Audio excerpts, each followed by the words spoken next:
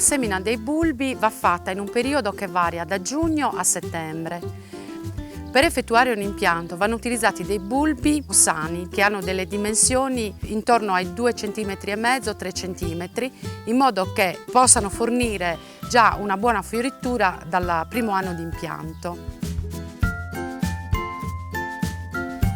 Per avere un impianto che dia una buona resa, l'investimento in bulbi è di circa 110-120 kg ogni 1000 metri quadri.